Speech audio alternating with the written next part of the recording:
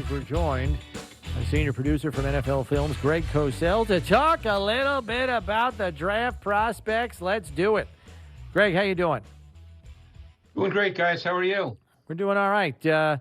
Cornerbacks is where we're headed this week. And, you know, you've been grinding on those guys for a little bit, working the tape. And, you know, Sauce Gardner is widely considered the cream of the crop here. My question to you is, what do you think makes him the cream of the crop? What part of his skill set stands out the most?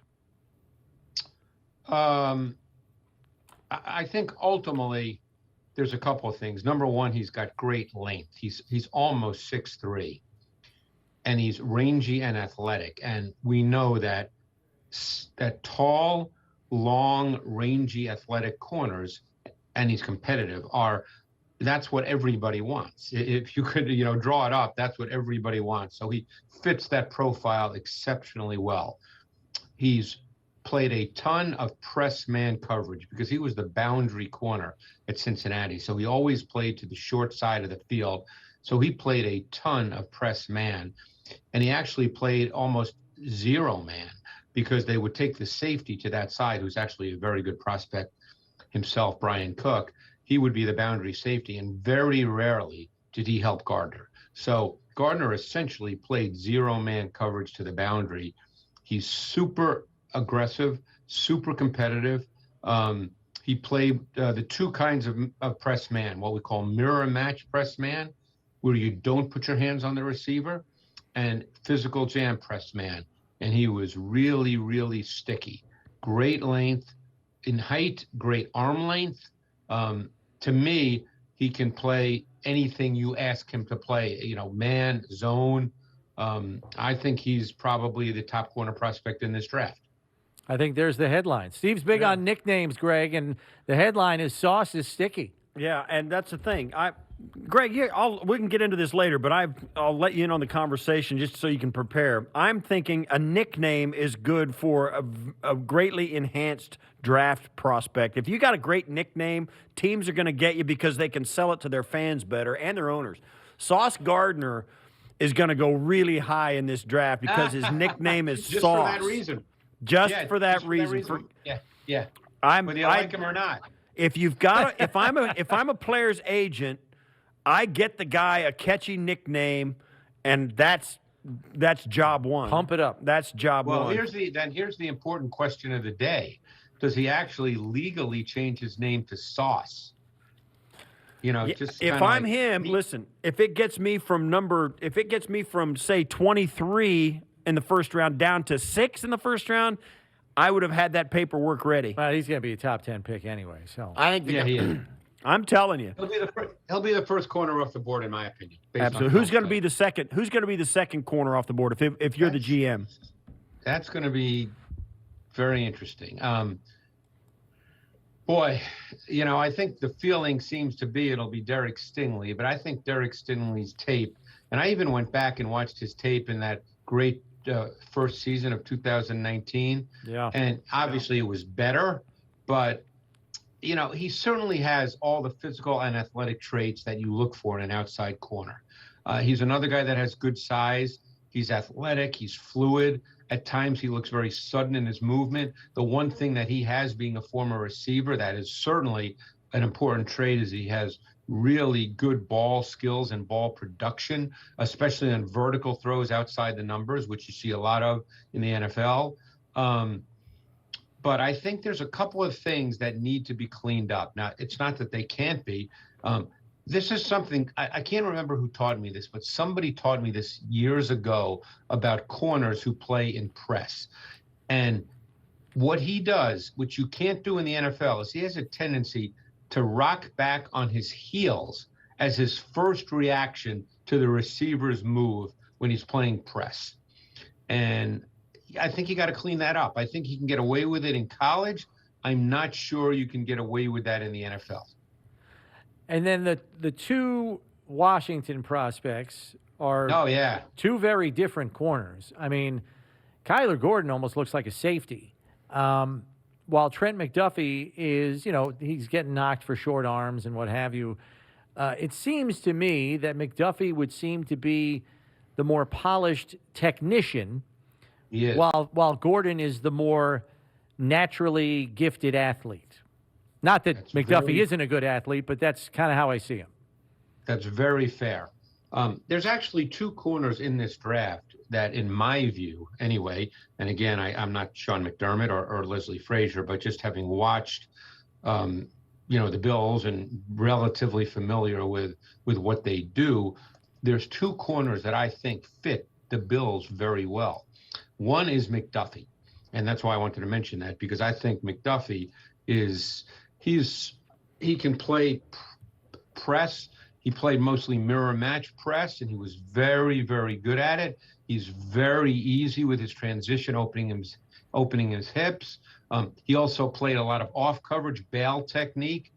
I'll tell you, at Washington, because they've had this for years, there's two things they must really like their corners to be able to do, because they're really good at it. Number one, they plant and drive from off coverage with explosiveness. It seems like all Washington corners can do that. And the other thing, which I know would be very important to Sean and Leslie, is they're aggressive and physical, playing the run and driving downhill to tackle receivers. They're urgent and competitive. And McDuffie is very much like that. The other thing that really stood out to me on his tape, and I thought of the Bills watching him, was I thought that he did two things. In zone, great situational awareness as a zone defender. He understood down and distance and its impact on what his reaction should be. So in other words, if it's 3rd and 10 and you're a cover 2 corner, you don't jump the flat route because it's 3rd and 10. Let the guy catch the ball and go tackle him. They punt. He understood that. And then he played with his eyes and his feet really effectively in zone. He seemed to have a very good feel for route concepts based on receiver splits.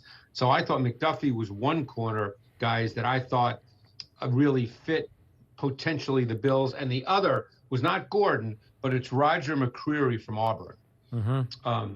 Another player who, his size is almost exactly the same as Tre'Davious White.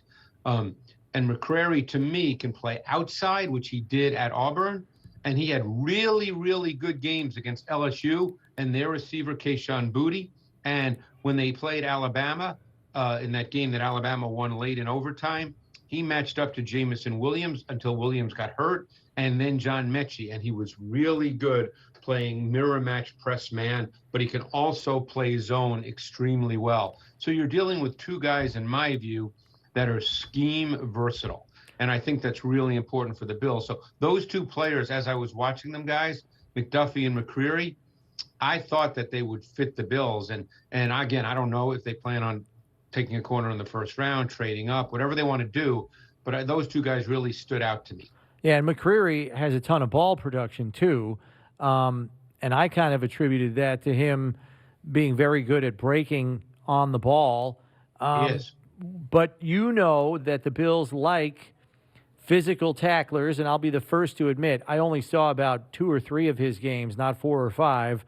And he seems like a willing tackler, but he seems like more of the drag-down variety, if you know what I mean. So I didn't know necessarily if that was a true match for Buffalo, knowing how much they like run support with their corners. And maybe not, but McDuffie fits that bill no problem at all. Yeah. So have you got a chance to look at him at all? Yes. Yeah, he tackles like a missile. Yes, he's physical. He clearly embraces the way I always think about it when I watch these guys is he embraces the physical nature of the game. The term I always use is he's got a strong playing personality. He struck me as the kind of guy that coaches would want him in their secondary. So McDuffie clearly fits that bill. So what kind of chances are we looking at that one or both of those guys are on the board at, say, 25 or at 50 even?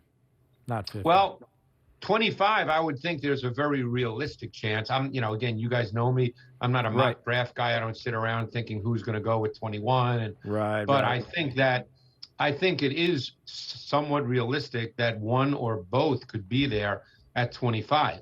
And then you get also into the situation that, because I think they're probably looking for a starting corner, I would think that's the case. that if it gets to be 21 or 22, who knows what the Bills might do. But I think that McDuffie of the two, and Chris is 100% right, he certainly fits the bill more because of his willingness to embrace the physical part of the game. Andrew Booth is more of a curious case because he just had sports hernia surgery here in late March, hasn't tested, as you know, didn't do anything at the combine, obviously, because of that. But this is a guy, at least from what I've seen, that isn't afraid to use his body like a missile either. No. And the thing that stood out about me is the way he's able to high point the ball. It seems to be a very natural thing for him. I don't know if there are other things that stood out to you about him, Greg. Well, he's another scheme versatile corner. They played a lot of zone at Clemson in the games I watched, but they also played man, obviously. Everybody does. I'd say he's really competitive. He's physically tough. You're right. He's another corner that was aggressive and physical playing the run, willing to hit and tackle. You saw that on the tape. I would say, including McDuffie, that Booth is as physically tough as any corner in the draft. And he relishes it. I mean, he enjoyed it. Now, he only made 15 starts at Clemson. He's coming off the surgery, so there's probably a bit of a learning curve. But his college background certainly gave him extensive experience playing both man and zone. And I thought he was another guy, quite honestly, and you don't see this a lot with college corners. I thought he had a strong feel in zone. I thought he understood receiver location and distribution. He had his body and his eyes in the right place. And obviously for Sean and Leslie, because they play both man and zone, that zone portion is very, very important. Give us an idea of which of the, if you could, these guys that you say fit like Buffalo. Give us a pro player that we could compare them to skill set wise that might give people a handle on. Because I know our listeners aren't going to go over and watch film on these. Some of them will. Right. But give us like a pro that would you could look at and say, this guy's a little bit like that.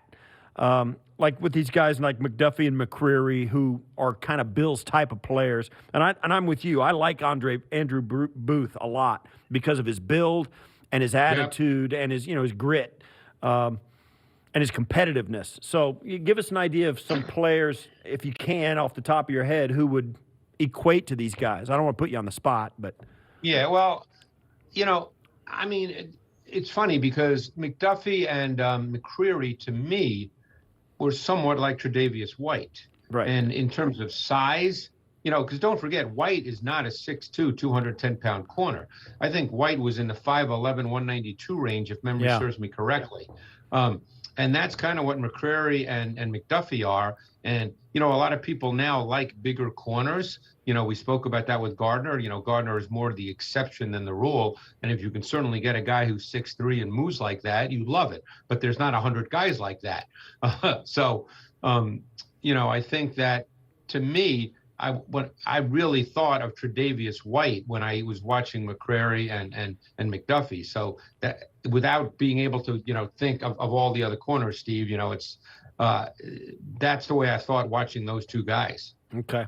Yeah, and it's funny you say that, Greg, because I even wrote under Andrew Booth a little bit of Trey White ? And the reason I wrote that when I was looking at Booth was because he tries to play sound, but he isn't afraid to take a chance every now and then. And more often than not, at least in the 3 or 4 games I saw of him, he guessed right. So Booth seems to have like natural instincts as to what might be coming in a given situation, time and score, down and distance type of thing. So it looks like the Bills will have a lot to choose from there. Well, maybe not a lot, but at least an option or two at the bottom of round one. And the thing is we know corner is a premium position in this league. You can never have enough. So you never know how the draft's going to play out. Look, we all know that no matter what people say, there will be a run on quarterbacks. That's just the way it works. So guys will get pushed down, and corner is a premium position. Which of these? We got a handful of guys, like all the way down to Tariq Woolen. who's on this Toolsy list. kid. Yeah, give us an idea. Did you pick a favorite? I mean, I know Sauce Gardner's the top guy. Is there a dark horse that you think? I think this guy might sneak in a little bit. Who is it that you think on this list? And our viewers are looking at a list of about 10 or 12 guys right now. Is there a dark horse that you like that you don't know if everybody else does? There are certain guys that I've seen a little bit of and not a ton of. I don't necessarily think they absolutely fit what the Bills do. Like, I don't think Tariq Woolen fits what the Bills do, but yet you could argue he's freaky. I mean, this is a kid who's 6'4" and an eighth and ran a 4.2 640 at the combine with a ridiculous 10-yard split, by the way, which is remarkable given his height. His 10-yard split was 1.49. He's got really long arms, and his vertical jump was through the roof. So he had a 42-inch vertical. Yeah, 42-inch vertical. Yeah, that's not bad at all. Now, he's a guy who began his career as a wide receiver. He's only played corner for 2 years. But he's got premium size, length, speed for an outside corner. He's an outside corner purely. So he has elite athletic and physical traits, and as we were just discussing, he was a combine superhero. But, he played a lot of mirror match press man. Length matters in that kind of coverage because he could match vertical releases, and then he could play the ball even when he was not necessarily in great situations to play it because of his length. But of course, that long frame also negatively impacts your transition and change your direction. You become a little segmented when you have to do that, a little sticky. So, I think he's an ascending type player. I don't know if he would fit the Bills. So I haven't watched him yet, Greg. How would you assess his hip flip in light of what you just said? Woolen? Being so high cut. Yeah. Yeah, I think it's a work in progress, and he may never be, he may never be as fluid and smooth with his lateral agility as some others, simply because of the long-legged, high-cut nature of his body type. He can't change his body frame. Yeah. So, but he'll have other traits that work for you, obviously. What kind of team, what kind of defense draft? If he falls in the perfect defensive scheme, where is it? My guess is he'd be better playing press than off, because off, I think you then have to react more to the receiver. And I think, to me anyway, receivers are trying to get you off your spot, and they're trying to get you to move, and then you've got to flip your hips and transition and change direction. I don't think that's the strength of his game. I think he'd be much better off, playing press. But that's the way I would see it.